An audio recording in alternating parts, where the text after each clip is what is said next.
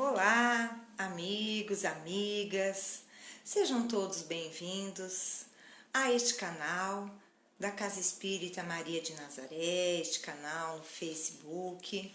É sempre uma alegria renovada poder estarmos juntos e falarmos dos ensinamentos de Jesus sob a ótica do Espiritismo.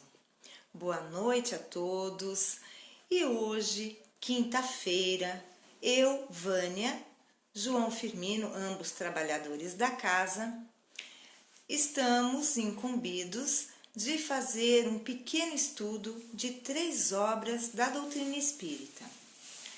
A obra Fonte Viva, ditada por Emmanuel a Francisco Cândido Xavier, nosso querido Chico, a obra O Evangelho segundo o Espiritismo e o Livro dos Espíritos. Meus amigos, aquele que ainda não se inscreveu poderá fazê-lo no canal do YouTube, pois que a Casa Espírita Maria de Nazaré também dispõe do canal no YouTube. CEMN, as iniciais de Casa Espírita Maria de Nazaré, tracinho Casa Espírita Maria de Nazaré. Inscrevam-se, deem o seu like, para que assim a doutrina espírita, através do canal da nossa casa, possa ser impulsionada para chegar melhor e mais rapidamente aos corações necessitados. Vamos então fazer uma prece para que possamos abrir a atividade dessa noite. Pai nosso que estais nos céus, santificado seja o vosso nome. Venha a nós o vosso reino, seja feita a vossa vontade, assim na terra como no céu. O pão nosso de cada dia nos dai hoje, perdoai as nossas ofensas, assim como nós perdoamos a quem nos tem ofendido. Não nos deixeis cair em tentação, mas livra-nos, Senhor, de todo mal. Que assim seja e assim será. Graças a Deus, graças a Jesus. Vamos iniciar com Fonte Viva. O João fará os comentários do Fonte Viva. Eu farei os comentários do Evangelho de hoje e depois João e eu juntos comentaremos as questões referentes ao Livro dos Espíritos. A lição escolhida hoje da obra Fonte Viva é a de número 131. O título é No Campo Social. Ele respondeu e disse-lhes: Dai-lhes vós de comer. Isso está no Evangelho de Marcos 6,37. Diante da multidão, fatigada e faminta, Jesus recomenda aos apóstolos: Dai-lhes vós de comer. A observação do mestre é importante, quando realmente poderia ele induzi-los a recriminar a multidão pela imprudência de uma jornada exaustiva até o monte, sem a garantia do farnel do alimento. O mestre desejou, porém, gravar no espírito dos aprendizes a consagração deles ao serviço popular. Ensinou que aos cooperadores do Evangelho, perante a turba necessitada, compete tão somente um dever, o da prestação de auxílio desinteressado e fraternal. Naquela hora do ensinamento inesquecível, a fome era naturalmente do corpo, vencido de cansaço, mas ainda e sempre vemos a multidão carecente de amparo, dominada pela fome de luz e de harmonia, vergastada pelos invisíveis azorragues da discórdia e da incompreensão.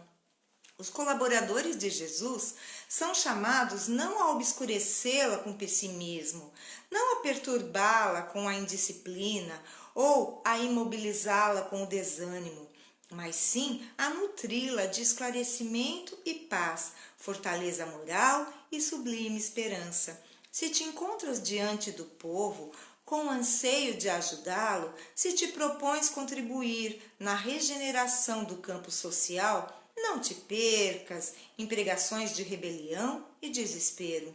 Conserva a serenidade e alimenta o próximo com teu bom exemplo e com a tua boa palavra. Não ouvides, ou seja, não esqueças a recomendação do Senhor. Dai-lhes voz de comer. Com vocês para comentar o texto lido no campo social do Fonte Viva, o João.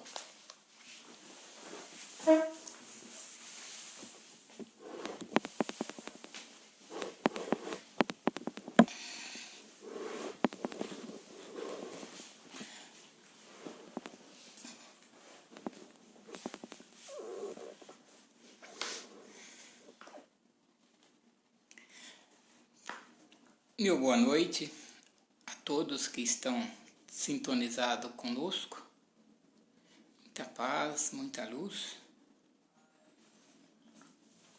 Estamos aqui para falarmos do Evangelho de Jesus no campo social. Vamos ler só o versículo de Marcos, em 6,37. Ele respondeu e disse-lhes: dai-lhes voz de comer. Nós estamos na Terra, um planeta ainda muito material, então se faz necessário que, por sermos espíritos e estarmos vivendo uma experiência material, necessitamos e muito dos bens materiais, dos valores materiais. E o pão, o alimento, é um dos fundamentais alimentos que precisamos.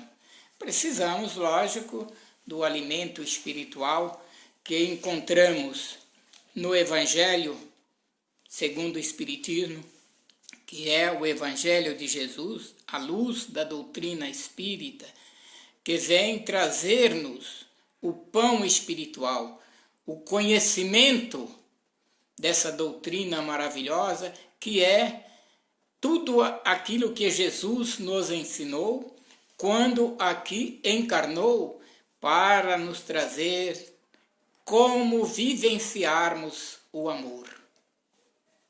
A mensagem, o trabalho de Jesus está sedimentado no amor. Mas como nós estamos num planeta material, nós precisamos do alimento espiritual. Inclusive, precisamos do alimento material. Obrigado, Vânia. Inclusive, eu aprendi muito com um amigo que eu trabalhei longos anos na campanha de Fraternidade Alta de Souza, seu Manuel Torel, um trabalhador exemplar. Ele muitas vezes me disse, ele chamava de Firmino, Firmino, se a pessoa está com fome, primeiro nós temos que atender a necessidade do estômago, dar-lhe de comer, dar-lhe pão, para depois falarmos do Evangelho. A hora que ela estiver bem alimentada, ela terá condições de absorver, entender e compreender a mensagem do Evangelho de Jesus, a luz da doutrina dos Espíritos. Ele falava muito isto para mim, porque trabalhamos muitos anos juntos na campanha de Fraternidade Alta de Souza, que tem como objetivo principal arrecadar alimentos para atender as famílias carentes, que na época era assistido pelo Departamento de Assistência Social Meilei, na Vila Coruçá, administrado pelo Bezerra de Menezes da Penha.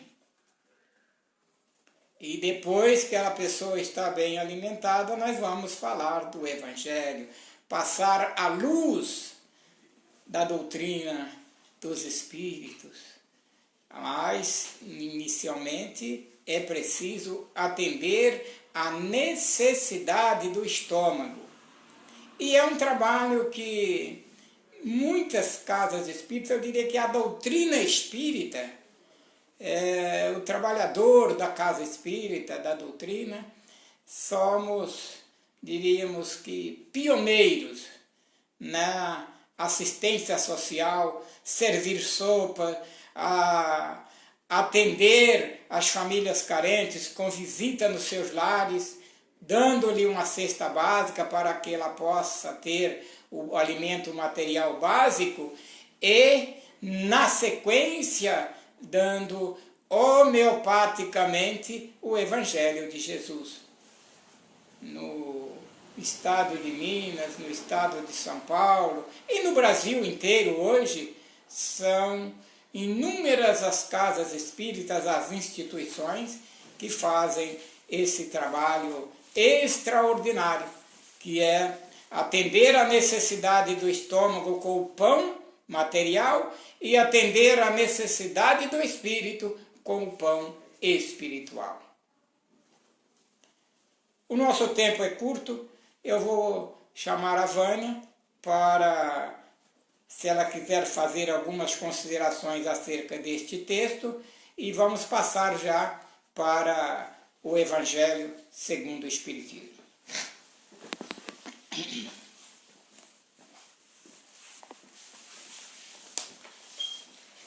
Como João estava comentando, aquela mensagem do Fonte Viva, cujo título é No Campo Social. Então, nós podemos imaginar a responsabilidade que no campo social todos nós temos. É certo que os governantes também o têm, assumem uma responsabilidade enorme, da qual muitas vezes não têm a menor ideia, porque infelizmente irmãos assumem cargos políticos e não têm para com o povo aquele compromisso justo, correto que deveriam ter. Mas nós sabemos que tudo isso faz parte do aprendizado do espírito. O espírito erra, cai, levanta e um dia vai se dar conta e vai querer consertar, reparar tudo que houver feito que tenha contrariado a justiça divina, a lei de amor, de caridade. Queridos amigos, vamos agora então para o trecho do Evangelho segundo o Espiritismo. É um trecho bem curtinho, contido no capítulo 18. O capítulo 18, ele tem por tema muitos os chamados e poucos os escolhidos. É o item 13 que nós faremos a leitura. É uma instrução dos Espíritos. Ao que tem, se lhe dará. E chegando-se a ele os discípulos, lhe disseram: por que razão lhes fala por parábolas? Ele respondendo lhes disse: porque a vós vos é dado saber os mistérios do reino dos céus, mas a eles não lhes é concedido. Porque ao que tem, se lhe dará, e terá em abundância, mas ao que não tem, até o que tem lhe será tirado. Por isto é que eu lhes falo em parábolas, porque eles vendo não veem, e ouvindo não ouvem, nem entendem. De sorte que nele se cumpre a profecia de Isaías, que diz: vós ouvireis com os ouvidos, e não entendereis, e vereis com os olhos, e não vereis. Isso está no Evangelho de Mateus. Também lhes dizia: atendei ao que ides agora ouvir, com a medida com que medirdes aos demais, vos medirão a vós, e ainda se vos acrescentará, porque ao que já tem, dar-se-lhe-á, e ao que não tem, ainda o que tem se lhe tirará, no Evangelho de Marcos. Este é o texto de hoje, né? O texto base do Evangelho. Ao que tem se lhe dará. E podemos dizer que é uma das máximas do Cristo que tem passado pelos séculos e muitos de nós não compreendem o seu sentido oculto, o seu sentido mais profundo, o seu sentido espiritual. Por quê?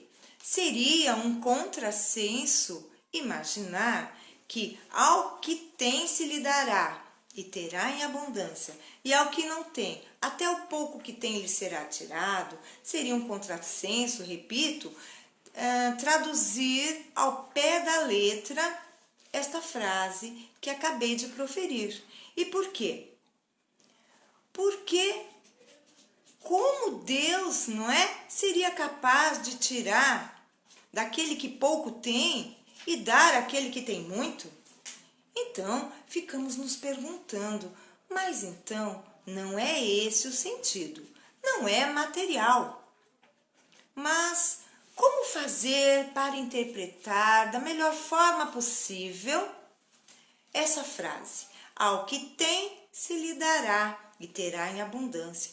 Ao que não tem, até o pouco que tem lhe será retirado. Então, a primeira pergunta: Deus existe? Todos nós temos a plena convicção, sabemos que Deus existe. Mas, se Deus existe, não podemos concebê-lo sem suas infinitas virtudes. Deus é soberanamente justo e bom. Eu diria infinitamente justo e bom. Nós não temos condição de compreender a essência de Deus. Mas nós, seres humanos, ainda dizemos de Deus que Ele é onipotente, todo-poderoso, onipresente, está presente em todos os lugares, e onisciente, Ele tem ciência de tudo que ocorre. Então, como nós podemos imaginar que Deus tiraria de quem não tem, que tem pouco, não tem nem o que comer, Deus vai retirar? Não é neste sentido, meus amigos. Então, precisamos compreender o que está por trás desses ensinamentos de Jesus. E o texto dá uma dica. Quando Jesus fala aos seus apóstolos, ele diz: a vós é possível entender o reino de Deus, mas a eles não, porque eles vendo não veem, eles ouvindo não entendem. Então, o conhecimento já é algo importante para que possamos atingir o reino de Deus. Porém, o conhecimento por si só não é suficiente. Paulo, o grande apóstolo dos gentios, nos diz, na sua epístola, na primeira epístola aos Coríntios: se eu falasse a língua dos homens e falasse a língua dos anjos, sem amor, eu nada seria. Então, Paulo nos dá a chave para compreendermos o que Jesus quis dizer: ao que tem se lhe dará e ao que não tem, até o pouco que tem será retirado. Então, é conhecimento e amor. São essas duas questões, esses dois itens que farão com que possamos atingir o reino de Deus. Então, aquele que tem amor, aquele que tem conhecimento, será acrescentado. É uma questão de crédito e débito. Então, aquele que faz o bem está acreditando na sua conta para a eternidade, ao passo que aquele que faz, que realiza o mal e nele ainda se compraz, está adquirindo débitos na contabilidade divina. E há mais uma questão. Jesus, certa vez, nos afiançou. Ele nos disse: buscai primeiro o reino de Deus e tudo mais lhe será acrescentado. Mas nós costumamos buscar primeiro o reino dos homens, o reino terreno, o reino da matéria. Nos preocupamos excessivamente com o que vamos comer, com o que vamos beber, como nos vestir. É claro, vivemos num mundo material, então não podemos ser irresponsáveis a ponto de deixar de pagar as nossas contas. Não, mas não é isso que estamos querendo dizer. E sim que não podemos dar aos bens materiais uma importância maior que damos aos bens espirituais. Porque, como disse Jesus, buscai primeiro o reino de Deus. Busquemos, portanto, nos moralizar, termos ética na nossa vida. Interessante que certa vez, numa aula de pedagogia, num curso que eu fazia, havia um livro em que pediram que os alunos lessem e falava justamente de ética.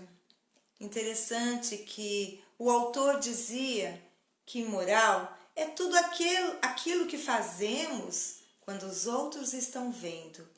Então, se a sala está cheia de pessoas, eu não vou pegar algo que é da outra pessoa. Não vou, porque ela pode ver, isso pode implicar numa situação constrangedora para mim. Entretanto, se não estiver ninguém na sala, eu vou e pego. Isso o autor dizia que é moral, mas a ética é aquilo que você faz mesmo que não haja ninguém te olhando.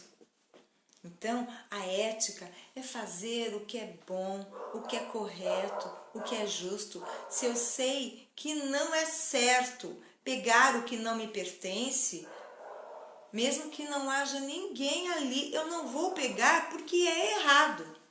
Então, meus amigos, é neste sentido, ao que tem se lhe dará, aquele que tem conhecimento, que tem amor no seu coração, tem crédito na contabilidade divina e todos os seus problemas, todas as suas dificuldades, quando a pessoa está no bem, vão se resolvendo de uma forma ou de outra, sem que a pessoa sofra tanto. Então, quando praticamos o bem, nós sofremos menos. Por quê? Porque nós não seremos arrebatados pela dor, pelo sofrimento, porque temos, além do amor, o conhecimento. E sabemos que, como disse o meu amigo Ezequiel, por várias vezes ele tem repetido, que se eu recebo mal é que de alguma forma eu estou devendo e o mal vem para mim, mas quando eu tenho esse pensamento de que é um débito que eu tenho, vou resolver e não vou rebater o mal com o mal, eu sofro menos porque compreendo que o mal também trabalha para o bem. Então, todos aqueles que fazem o mal, sem o saberem, atendendo unicamente aos seus interesses, estão trabalhando para o bem, o que não significa que também, por sua vez, não terão que responder diante da justiça divina. Sim, mas é que Deus, em sua infinita misericórdia, se utiliza de cada um de nós. Se fizermos o bem, melhor para nós, melhor para os outros. Mas se fizermos o mal, seremos ainda instrumentos da justiça divina sem o sabermos. Queridos amigos, vamos então agora para as questões do Livro dos Espíritos. Nós pontuamos 2 questões para serem lidas e rapidamente discutidas. Eu vou chamar o João para que ele fique aqui ao meu lado e para que possamos juntos falar das questões do Livro dos Espíritos. São 2 questões hoje, mas a segunda questão a ser abordada, ela tem a parte A também. Então, seriam 3 questões. Caso a gente ultrapasse o limite e não consigamos estudar hoje, a gente deixa para a próxima live, porque o estudo do Livro dos Espíritos nós estamos fazendo na sequência. Então, vamos lá. É a questão de número 552. Ela está contida no poder oculto, talismãs e feiticeiros. Esse seria o item. Poder oculto, talismãs, feiticeiros. Diz o seguinte: que pensar da crença no poder de enfeitiçar que certas pessoas teriam? Então, Kardec pergunta se feitiço existe. É isso que ele está perguntando aos espíritos superiores, ao que eles respondem. Algumas pessoas têm um poder magnético muito grande, do qual podem fazer mau uso se o seu próprio espírito for mau. Nesse caso, poderão ser secundadas por maus espíritos. Mas não acrediteis nesse pretenso poder mágico que só existe na imaginação das pessoas supersticiosas, ignorantes das verdadeiras leis da natureza. Os fatos que citam são fatos naturais, mal observados e, sobretudo, mal compreendidos. O que nós depreendemos da resposta que os espíritos superiores dão a Kardec é que feitiço não existe. A pessoa não enfeitiça. Nós até utilizamos por vezes, quando as pessoas estão apaixonadas, ela diz: ah, fulano me enfeitiçou, só penso nele. Mas na verdade, isso é uma paixão. É da paixão que a pessoa se sinta como que hipnotizada, enfeitiçada. Mas o feitiço, como Kardec coloca, aqui diz que não existe. Eu gostaria de ouvir um pouquinho o que o João tem a falar desta questão do magnetismo e desse feitiço. A resposta do Livro dos Espíritos é muito clara, nos fala que o feitiço não existe, mas existe a energia que nós podemos trabalhar com essa energia segundo a nossa intenção.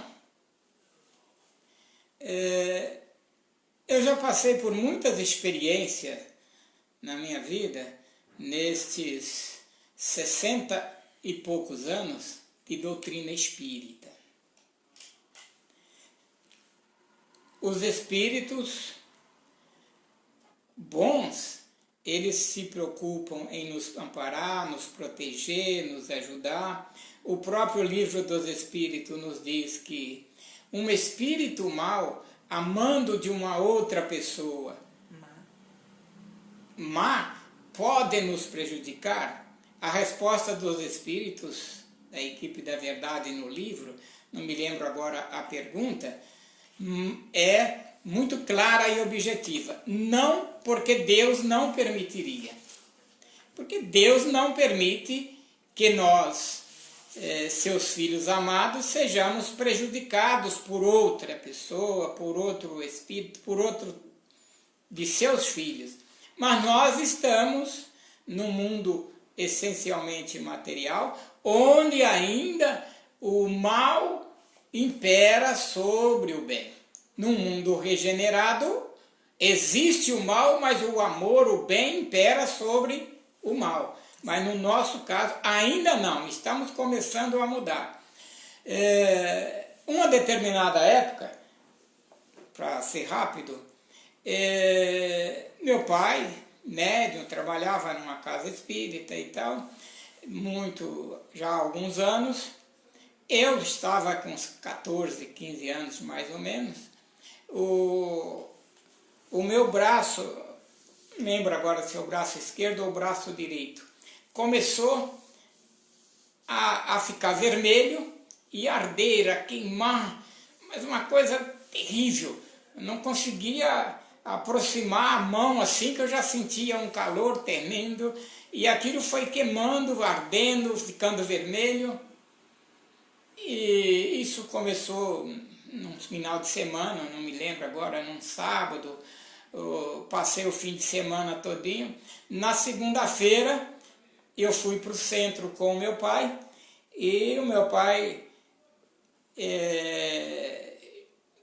na hora dos passes, ele me apresentou para o Nozinho, que era o presidente da Casa Espírita, que conduzia o trabalho, que ele poderia dar uma olhada no meu braço.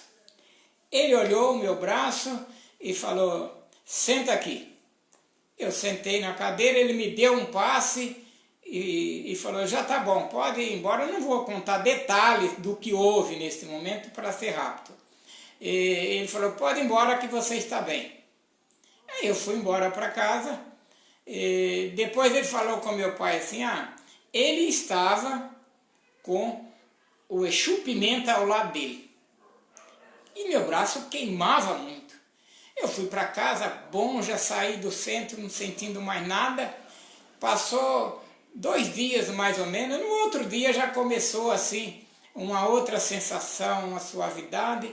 Com 2 dias o meu braço descascou todinho. Sabe quando a gente vai para a praia que queima muito sem passar protetor? Mas descascou todinho. Então, quer dizer, foram coisas que eu vivenciei, coisas que eu senti. Então, essa questão dos espíritos, o mundo de expiações e provas, que ainda estamos inseridos neste contexto, existe muitas coisas além da nossa visão material, que a gente ainda precisa estudar, esclarecer, buscar a conhecer dentro de uma pesquisa lógica e real, para entendermos a profundidade da nossa relação com os espíritos desencarnados, porque tem os bons e tem os maus. Amigos queridos, pelo adiantado da hora, nós pararemos aqui. E na próxima live nós abordaremos, então, as questões 553 e 553A. Com relação àquela questão que o João levantou, se um homem mau secundado por um mau espírito pode fazer mal, é justamente a questão de número 551, é uma antes dessa. Um homem mau, com auxílio de um mau espírito que lhe for devotado, pode fazer o mal ao seu próximo? E diz ali: não, Deus não o permitiria, porque Deus é o supremo bem. Queridos amigos, elevando o nosso pensamento a Deus, vamos buscar a sintonia dos bons espíritos, da equipe espiritual, da Casa Espírita Maria de Nazaré, que se faz presente, temos a certeza, em toda a live que está sendo realizada, uma vez que, não podendo ser presencial, a equipe se desloca, para que assim possamos sentir seus eflúvios maravilhosos, benéficos, e vamos então vibrar por toda a família terrena, porque os nossos laços familiares não se restringem a um pequeno e estreito círculo familiar. A nossa família é toda a humanidade terrestre. Graças a Deus, Ave Maria, cheia de graça, o Senhor é convosco, bendita sois vós entre as mulheres, bendito é o fruto do vosso ventre, Jesus. Santa Maria, Mãe de Jesus, rogai por nós, os seus filhos, agora e na hora do nosso desenlace. Que assim seja e assim será, com a graça de Deus. Queridos amigos, até a próxima. Fiquem amanhã com Ezequiel. Sábado seremos nós. Domingo e segunda, Ezequiel. Terça e quarta, nossos amigos Sérgio e Fabiana. Uma noite abençoada e um abraço fraterno e apertado de João Firmino e Vânia. Até a próxima.